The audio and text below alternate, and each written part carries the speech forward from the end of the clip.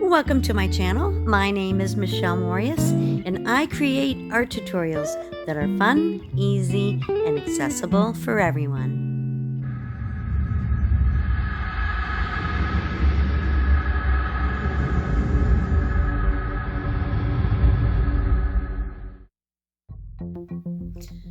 So I've started my paper with a simple sketch of my ship in graphite pencil. I've put down some masking fluid. What masking fluid does is it resists the watercolor. So I can go right over it and those areas will stay pure white when I peel that up eventually. For our moon, we're doing a wet on wet technique. So basically I've just wet that area where the moon is and I'm just going in and applying some different colors, some oranges, some yellows, a little bit of red. And we're just going to let that bleed into one another and it's going to create a really cool kind of splotchy effect the way the moon might look. Now what you have to remember with watercolor is it always dries lighter than it looks when it's going on. So we're going to do this in several layers. I'm going to put the first layer on, I'm going to let it dry, and then we're going to go in and we're going to keep reinforcing those colors and adding more. And it gives a really nice finished effect. The more layers that you put down, the better it tends to look.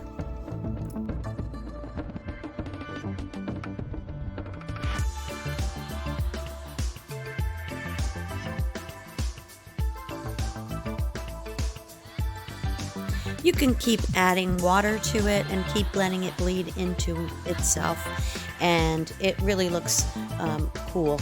Now I'm going into the water and you can see where that kind of bled out into that water. You just take a tissue and you can dab that off. But we're going to have the reflection of the moon in the water anyway, so don't worry if that bleeds out a little bit and you can't get it all up. We want some of that color in the water area anyway.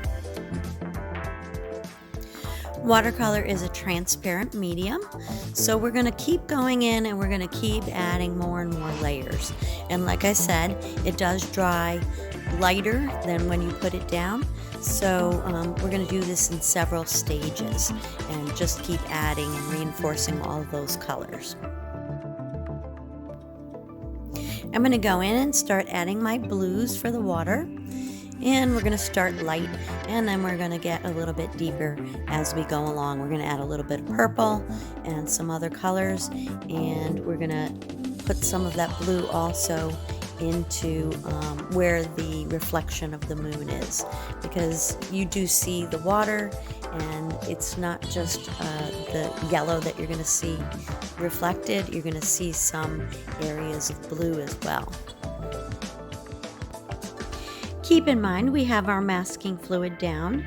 I know it doesn't come across as well on camera because I've gone over it with the watercolor, but you'll see in a minute when we go to peel that up that there's going to be a lot of white areas where the sparkle of the water is that we're going to go over after we peel that up. From time to time, I do let the watercolor dry a bit, and you can speed that process up a little bit by using a hair dryer. And this way, our layers, you can really layer things pretty well. You let it dry and then go back in with your second coat.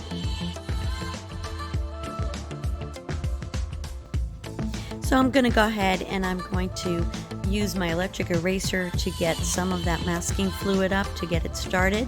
I had a little bit of a hard time peeling it up. I don't know if it's because I didn't shake it enough or mix it enough before I put it down, but I did get it up. It just took a little bit of work. But with the magic of video, you'll see, there we go, and we have all of those nice white bright areas that we now can add another layer on. The more layers you do, really the better it looks.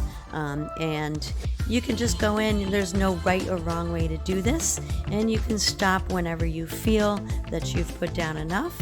I'm going to keep going into that water and adding more and more colors. I'm adding a little bit of purple to my sky, and we'll deepen that up with some more blues as well. So you can do your sky in a wet and wet technique as well. You wet the paper and then you kind of let the color just kind of bleed into itself.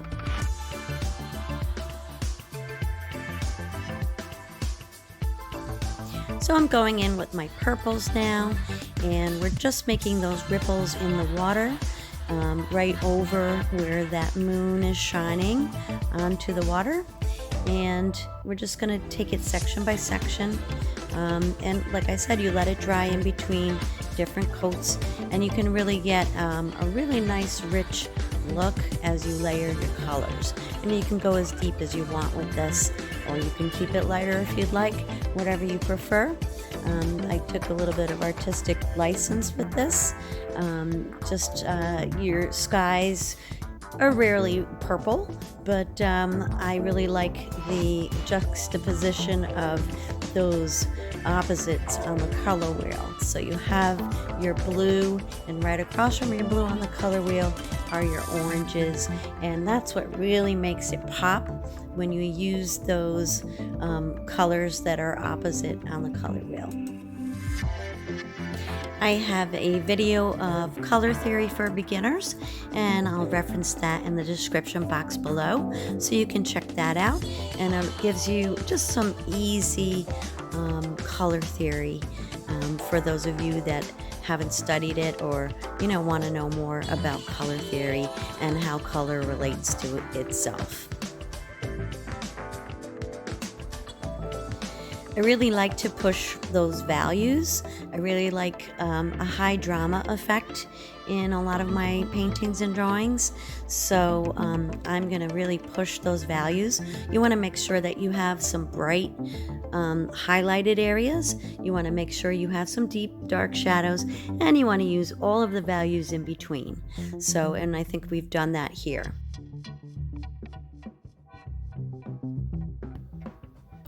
I'm using my Winsor & Newton Series 7 number 5, which is my favorite watercolor brush. I use it for pretty much everything.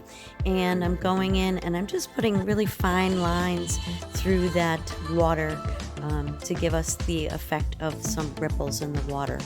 And now I'm going to go back and I'm going to hit that sky again with another coat.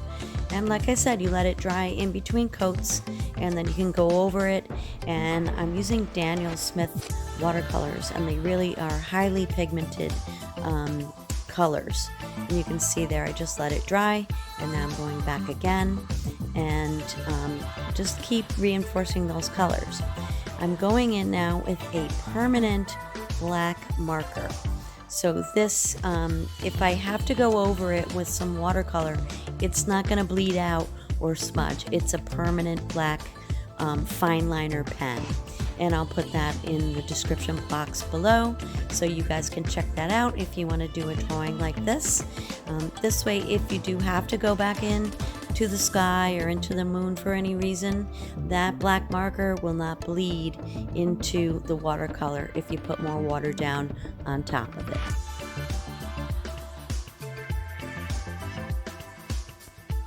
I'm going to go ahead and use my ruler, and I'm going to put in all my masts of my ship and ropes and the rope ladders and all of that.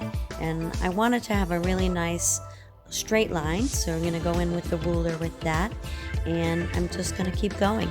And I'm loosely I'm using a reference image, but I'm loosely, it's not historically accurate, I'm sure.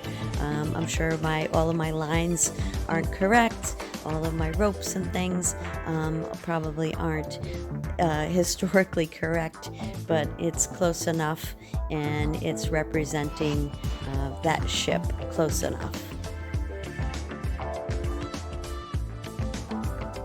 So the fine liner set that I have has many different thicknesses, so I'm using a really fine point for all of the ropes and lines on the ship, and then I have some thicker pens that I'm using for the mast and for the deeper, darker areas of the hull of the ship itself. So I'm using a couple of different size pens, and it gives you a more realistic effect because obviously not every rope and line are going to be the same thickness. So I'm just going in for a little bit more realism with a couple of different thicknesses of pen.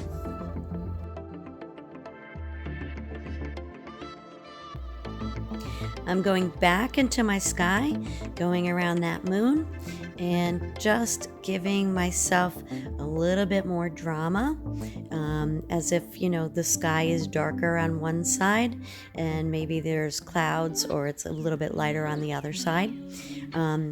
I was unhappy with the shape of the moon, that I kind of lost its roundness a little bit, so I'm going in with a little bit of wash that I've mixed with some of my watercolor, just kind of gave it a little bit of a tint, and I'm just going around the outside edge to give that moon a little bit more glow and to just accentuate the roundness of it, which I kind of lost a little bit along the way. So we just kind of went around that moon with the gouache and just making it more round and adding a little bit more highlight in with some white gouache that I've tinted with the watercolor. I'd love it if you guys would subscribe to my channel. Leave me a comment below. I love hearing from each and every one of you, and I do get back to all of you. I want to thank you so much, and happy art.